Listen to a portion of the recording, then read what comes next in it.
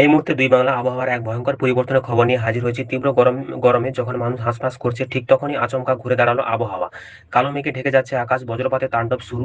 আর অনেক জায়গায় তৈরি হয়েছে কালবৈশাখীর মতো পরিস্থিতি।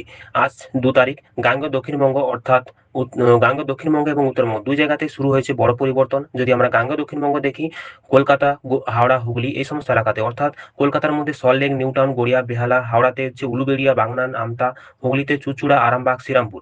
এখানে বিকেল থেকে বজ্র সহ বৃষ্টি এবং দমকা হাওয়া হবে। যদি আমরা পূর্ব মেদিনীপুর দেখি, তমলুক, কাঁথি, হলদিয়া। যদি আমরা পশ্চিম মেদিনীপুর দেখি, খড়গপুর, ঘাটাল, ঝাড়গ্রামে গোটা জেলাতেই এখানে হচ্ছে ঝড়, ভারী বৃষ্টি প্লাস শিলাবৃষ্টির সম্ভাবনা রয়েছে। এখানে হচ্ছে বাতাসের আপেক্ষিক আর্দ্রতা থাকবে 40 থেকে 70 এবং বাতাসের গতি থাকবে প্রায় 50 থেকে 60 কিলোমিটার প্রতি ঘন্টাতে। আমরা যদি নদিয়া মুর্শিদাবাদ অঞ্চল, অর্থাৎ নদিয়া, কৃষ্ণনগর, রানাঘাট, কল্যাণী, মুর্শিদাবাদে বহরমপুর, জঙ্গিপুর, বজ্রপাতের ঝুঁকি সবচেয়ে বেশি এখানে।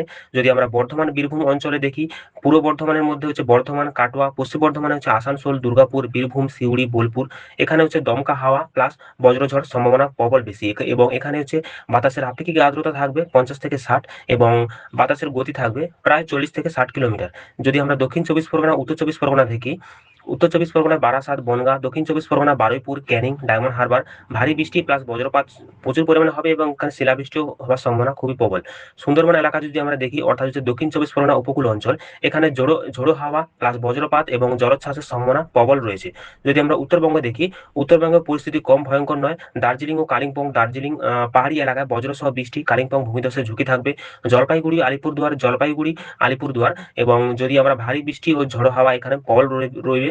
কোচবিহারে বজ্রপাতের প্রবণতা সবচেয়ে বেশি থাকবে এবং উত্তর ও দক্ষিণ দিনাজপুরে এখানে হচ্ছে দমকা হাওয়া প্লাস বৃষ্টি হওয়ার সম্ভাবনা রয়েছে। যদি আমরা মালদাতে দেখি, বজ্রসহ বৃষ্টি প্লাস ঝোড়ো হাওয়া রয়েছে।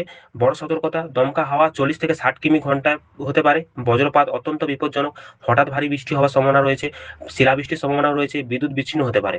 আগামী 4 থেকে 5 দিন এই পরিস্থিতি চলবে। সবচেয়ে বেশি ঝুঁকি বিকেল 3টে থেকে রাত 10টা পর্যন্ত। কারণ হচ্ছে বঙ্গোপসাগর থেকে জলীয় বাষ্প প্রচুর পরিমাণে পশ্চিমবঙ্গে ঢুকছে এবং গরম ও ঠান্ডা বাতাসের সংঘর্ষ তৈরি হচ্ছে বজ্রগর্ভ মেঘ, ফলে কালবৈশাখী ধরনের ঝড়। যে সমস্ত সেফটিগুলি মেনে চলতে হবে সেগুলি হলো, গাছের নিচে দাঁড়াবেন না, খোলা মাঠ এড়িয়ে চলুন, মোবাইল ইলেকট্রিক জিনিস থেকে দূরে থাকুন, দ্রুত নিরাপদ জায়গায় আশ্রয় নিন। এই ধরনের গুরুত্বপূর্ণ আবহাওয়ার আপডেট পেতে এখনই সাবস্ক্রাইব করে রাখুন।